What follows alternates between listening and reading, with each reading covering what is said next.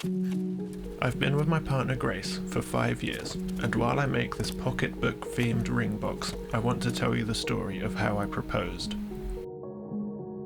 We met online during the first coronavirus lockdown in 2020.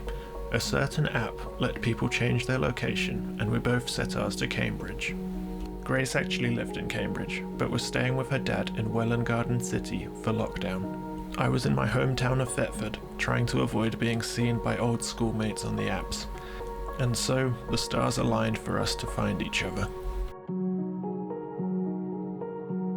You just saw me measuring the ring to capture its geometry, and then I designed a 3D printed block that seemed proportional to a book's text block that I could use to hold the ring securely.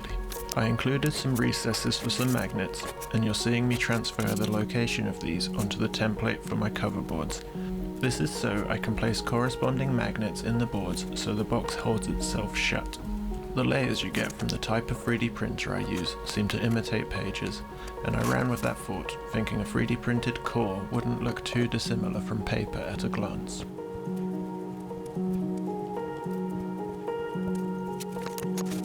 The first phase of our relationship centered around Cambridge, which was perfect for getting to know each other. Grace lived near the centre, and there were so many green spaces to visit, near places we could find food and drinks, so every outing turned into a spontaneous date. We made lots of great memories there, and enjoyed our time with Grace's flatmate Annie and her partner Noah, who I talk about in my previous video where I made a scrapbook as a wedding gift for them.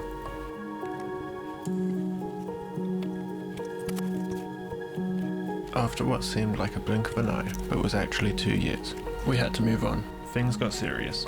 Grace moved back home with her mum. We alternated weekends between our parents' houses while saving and stressing over house hunting. Those weren't the easiest days, but they proved that our relationship was built on strong ground. Eventually, we found a bungalow in a village near Ely. Grace actually sent me the listing as a joke. It needed a lot of work, and we'd been looking for something a bit more urban, but I saw the potential immediately. The garden was just the right size, the lack of steps was perfect with me and my MS, and the fact it had no heating, that just gave me an excuse to install air conditioning as our heat source, which is a lifesaver because heat makes my symptoms worse. You're watching me encapsulate the magnets in the cover board using some cardstock. I didn't know it at the time, but I made a mistake by gluing the cardstock to the spine board, something that will trip me up when I go to case in the text block. Here I'm pushing the bar magnets that I'm using into the recesses of the 3D printed core with a dab of PVA glue to help keep them firmly in place. After a little bit of a struggle, I get them into place and start testing that they'll be strong enough to keep the covers shut. Once I'm satisfied, I move on to attaching an offcut of cloth to the spine, which will help give the cover something to grip onto.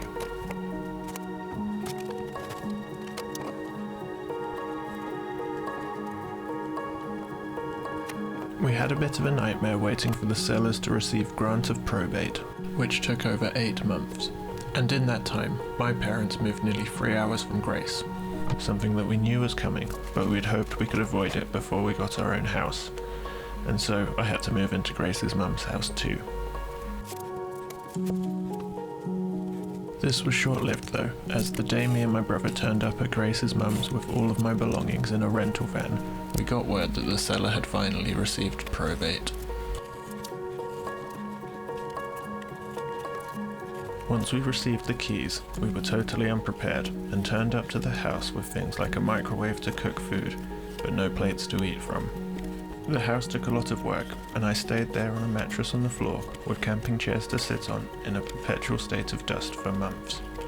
But gradually, it became less of a construction site and turned into our home, and for the last few years we've been putting down roots, enjoying the quieter pace of village life, and so it feels like we've seamlessly transitioned into the next stage of our life together, and it feels like the right time for me to propose.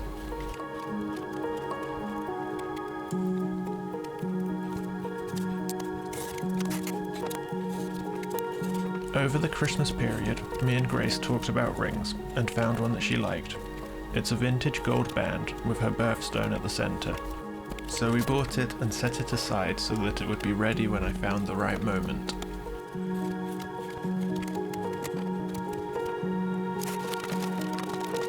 The perfect moment seemed obvious to me. The wedding of our friends Annie and Noah in Devon. We'd been planning to stay longer and make a little holiday of it. Grace planned our itinerary in detail, and I mentally noted what she seemed most excited about. The model village in Babbacombe. She must have told me 100 times how much she loves model villages. That's it, I thought. I'll find a quiet corner in the gardens and tell her how her love has made me feel like a bigger man than I look in this tiny village. It'll be perfect.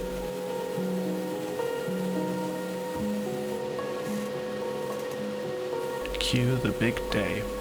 We drove from our Airbnb while I tried to hide my nerves. The twisty Devon roads didn't help. We arrived, walked up to the entrance, and then we saw the price board. £25 each, Grace whispered. That's too much. And just like that, she turned and we left. I tried not to panic too much. £50 is a lot, and pressuring her into it would ruin the moment. I'd just have to improvise.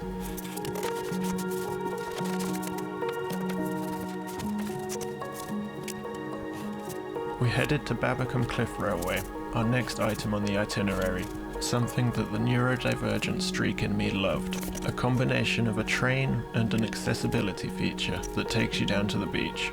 I briefly considered proposing in the carriage, but it's tiny and public, and I don't think Grace loves trains quite as much as I do.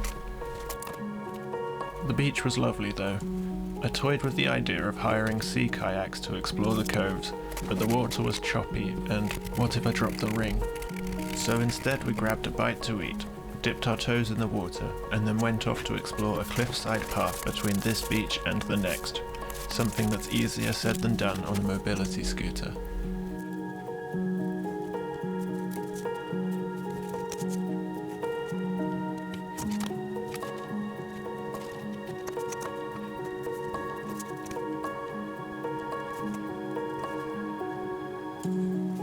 About halfway along the path we found a nice secluded bench to sit at, which was convenient because the path ahead looked impassable on my scooter.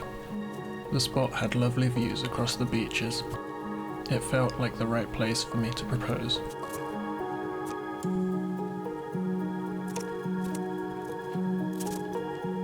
I tucked my camera away, went to hug her, and tried to transition smoothly into kneeling. Grace insists that it wasn't that smooth at all. I fumbled around my pocket for the ring box, and then footsteps, people walking up the path. I panicked and sprung up to sit beside her until they passed, then took a deep breath, knelt again, and said something? I'm not sure what. My planned speech had all been about the model village, and this was not a model village at all. But whatever I said, it seemed to work, and she said yes.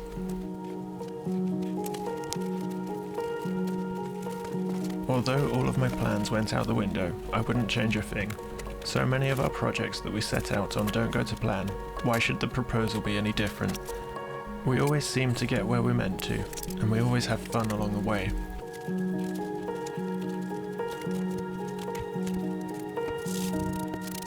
The cover you're seeing me glue onto the book boards here is a reference to the first book I ever made. A gift to Grace containing all the messages we sent each other between matching online and meeting in person. It felt right to include this detail in the proposal, and as a bonus, the pocketbook looked way less conspicuous in my pocket. In the rush to complete this project, I nearly forgot the headbands, but while I was waiting for the glue to dry on the cover, I remembered and managed to put them on just in time. I mentioned earlier how I shouldn't have glued the cardstock to the spine board. This is because all my planning had assumed that the boards would be 2mm thick, and I overlooked the thickness of the cardstock that I was using to hold the magnets in place, which actually added another millimeter. This wasn't the end of the world on the front and rear boards, but on the spine it would push the whole text block forward, making the overhang inconsistent between the top and bottom edges and the fore edge.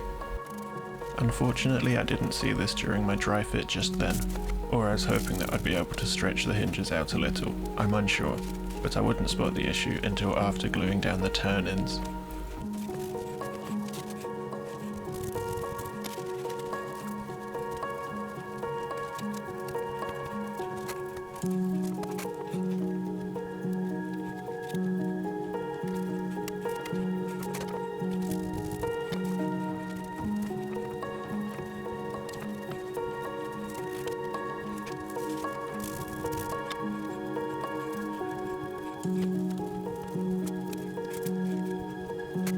Once I did spot it here, I started to panic. I didn't have enough time to start over at this point, as I was making all of this in secret while Grace was out of the house. I quickly pulled the fabric from the boards as the glue was still quite wet, but unfortunately it had cured enough that the paper backing pulled away as I removed the spine. With the gift of hindsight, I could have tried patching in some new backing paper with a little dry adhesive that wouldn't strike through the cloth, and then glue in the replacement spine board over the top of that, but I wasn't thinking clearly, and you can see some slight blotches along the spine where the paper backing got pulled away. It's not the most obvious mistake, and overall, I'm still happy with the project.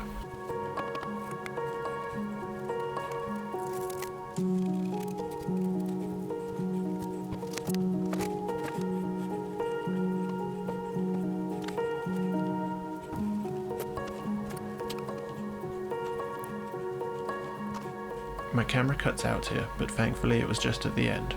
All you miss is me gluing down the end paper to the front cover to finish casing in the box, and then clamping it down between my bench and a block of aluminium. The next shot is me hitting the record button, thinking that I'm stopping it, before I pick up the camera and realise that it's not been recording everything. I got really lucky and captured most of the process before it stopped. Now let's move on to the reveal.